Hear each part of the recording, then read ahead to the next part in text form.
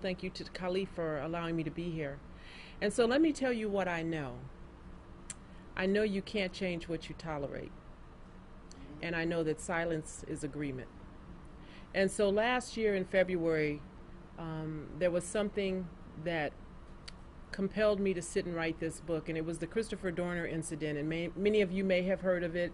Young man who was fired by LAPD, felt the department had done him a disservice, and was really just trying to clear his name and let people know that the department has a very public face, but then there's a private department that only those of us within that department really truly know. And so while I was watching this thing unfold on the news, I knew that it would end the way that it ended, and I thought that that story, his story, the message that he was trying to get out would end there.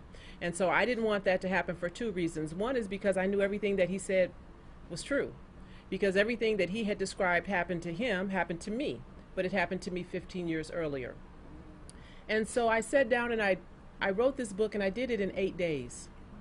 And I was able to do it in 8 days because it's my life, and because it was a very cathartic process for me. And as I started reliving and rethinking and just writing down chronologically everything that I had been through, there were times when I was angered, and there was times when I was happy, thinking about my times on the department. But I wanted to do it in a way where the department could not discredit me as they had done with Christopher Dorner in the media. And they couldn't say that I was a disgruntled employee because I spent 20 years on the department and I'm honorably retired. So I wanted to share a little bit about my experience between 1980 and 2000 as an African American female coming on predominantly white LAPD. It was very difficult. I came on at a time when the department was under a consent decree to hire more women and minorities, so they really didn't want anybody that looked like me there. And my problems were pretty much immediate because I didn't fit the mold. I didn't fit what their idea of an LAPD officer looked like, sounded like, walked like, smelled like. I went against the grain almost in every category.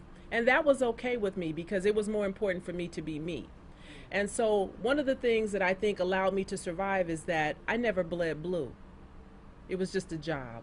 I was a single mom at that point with a son and a ton of debt.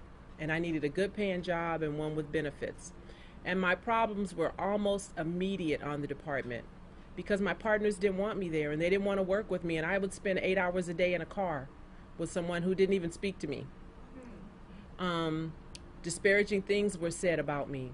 I had no support from my supervisors. And so this went on ad infinitum. But what I knew was that I was determined to get through that 20 years because I knew at the end of that 20 years I was going to get a pension. And so I was not going to be deterred.